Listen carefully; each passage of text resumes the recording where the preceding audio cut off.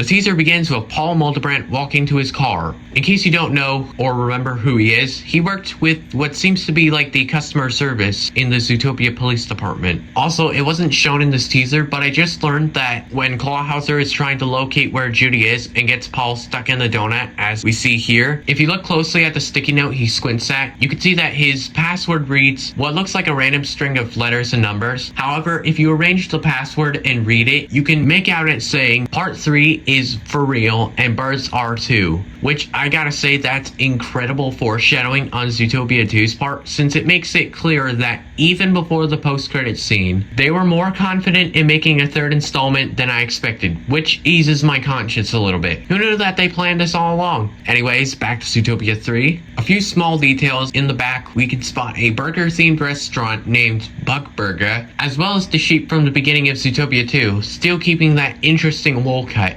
Anyways, we see Paul walk up to his car, unfortunately still stuck in the donut from last time, and he unlocks his car before looking up at the feather on the resident parking only sign. But before he can think much about it, he gets picked up by a cheetah who looks very similar to Clawhauser, but I can't tell since we were only shown the lower half of his body. Anyways, Paul is freed from his sweet sugary hole before getting hit by the feather. Man, this dude just cannot catch a break. First he gets sprayed by sodas, then he gets trapped in a donut, and now he gets wiped off screen by a feather. We need a hashtag justice for Paul in the chat, guys. Alright, so after Paul gets absolutely destroyed, we pan up showing a daily Zootopia newspaper, and there's quite a bit to uncover here. Over on the left here, we can see an article saying, a list of our favorite ships, a ranking of the greatest ships by our shippers. Alright, so this has me kind of stumped by the meaning at the moment. On one hand, it could simply mean that the people from shipyards are ranking the greatest ships since, well, there's a ship right under those words. It could be as simple as that. Or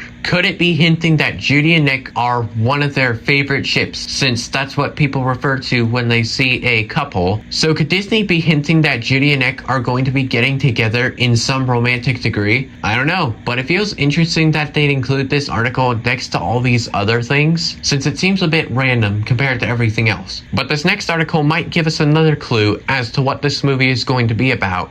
On the next article, being the main focus, we can see it reads, Hops and Wild will return to Burning Mammal. So I guess this hints that after Judy and Nick lock up the escaped prisoners from last time, they had to party at Burning Mammal. So maybe we'll hear the new Zootopia 3 song after Shakira's Zoo, as well as maybe get an extending scene of Burning Mammal. I think that would suit well with the movie, but if it doesn't seem to be the case, I won't be too upset. Anyways, continuing down the article, it reads, Judy, Hops, and Nicholas Wilde are the talk of the town after reportedly bringing down corrupt city elite in 2 high-profile cases. The missing mammal and Linksley family cases have made this team headline news, but it's their off-the-clock relationship that has the public on claws and quills. The police team has Zootopians wondering what these two are gonna... and then it cuts off there. So from the looks of it, it does seem like Zootopia 3 will take a leap into Judy and Nick's deeper feelings for one another, since everyone must not only call them the Dream Team, like they do in Zootopia 2, but they may also be shipping Judy and Nick as a couple, which, coming from someone who actively ships these two on a daily basis, I'm very excited and curious to see where this will go. Over on the right side of the newspaper, we can spot a few smaller articles as well, such as Giraffe found at bottom and top of well, which I think you can all imagine what that would look like. And finally, on the far right of the newspaper, we can see the article Wind Dancer to star in the Nayslayer reboot Hot to Trot, who, in case you don't remember, is the new mayor introduced in Zootopia 2, who also starred in the in-world movie The Nayslayer. And it seems like he's still doing movie work, so it could mean that we might not see him as much as we did in Zootopia 2. We then see a bird's foot land on the newspaper. Now, we don't explicitly get a look at what kind of bird or who this bird is. However, the closest match I could find to this foot on the internet is an eagle's foot.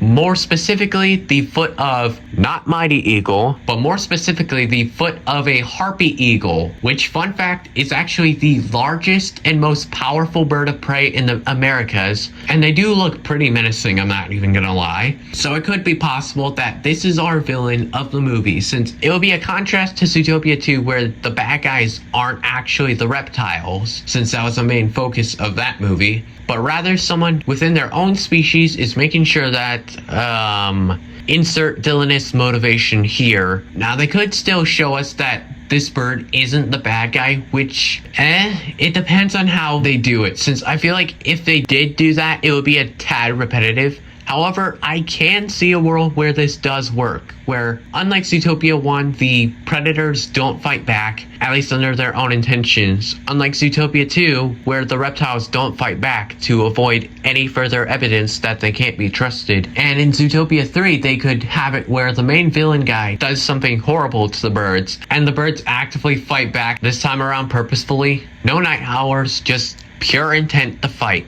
and flight. Oh, brother, this guy stinks! Which in the end drives them out of Zootopia, and I can only assume that they live in a sky city of sorts, since, come on, that makes the most logical sense. But either way, I'm interested to seeing in where the villain's motives go. So we then get the title card reveal, which I gotta say, this logo here was pretty damn close to this logo here, with the major difference being the colors, as well as the size of the 3 apparently. And then we hear Jennifer Goodwin and Gary the Snake's voice actors on stage speak, "That's right, D23, the bunny and the snake will be back. Zootopia 3 is officially in the works." And then they go on to say, "That's right, and you can expect to see all of the characters you loved from the first 2 films as the world of Zootopia goes to the birds with the arrival of some feathery flyers." And they could not be more thrilled to have both Judy and Gary's voice actors returning, which I 100% agree. I am very grateful that they are returning to Zootopia 3.